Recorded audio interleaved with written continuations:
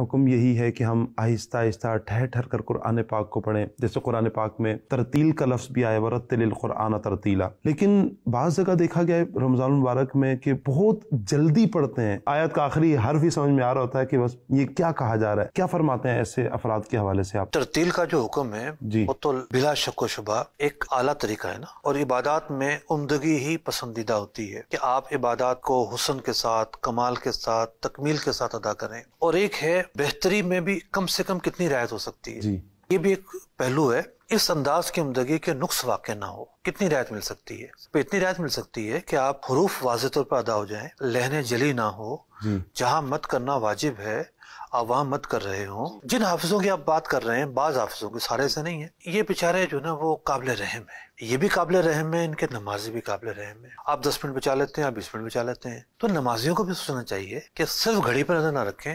نہیں جناب، ہمیں تو راؤنڈ فگر میں 45 منٹ میں تراویح چاہیے، ہمیں 50 منٹ سے زیادہ نہیں چاہیے، بس گھنٹہ تو بس ہے. کچھ حصہ نمازیوں کے کھاتے میں جاتا ہے کوتاہی کا، جی اور ایک بڑا حصہ حفاظ کے کھاتے میں جاتا ہے. خیر، جس کو ہم امام بناتے ہیں وہ امین ہوتا ہے، اصل ذمہ داری تو اس کی بنتی ہے. بے شک. لیکن اس پر پریشرائز کرنے والے بھی اس معاملے میں برابر کے شریک ہوتے ہیں، خاص طور پر جہاں کوتاہی لازم آ رہی ہے، نقص لازم آ رہا ہے، اس کی اجازت نہیں تھی، آپ وہ کر رہے ہیں، اور سوائے یعلمون اور تعلمون کے کچھ سمجھ ہی نہیں آ رہا.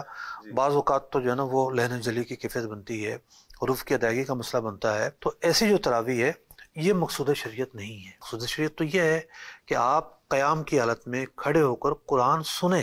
بے شک. آپ کو حروف کا امتیاز پتہ چل رہا ہو، اور پڑھنے والا جو ہے پڑھنے کے ضروری تقاضے ادا کر رہا ہو.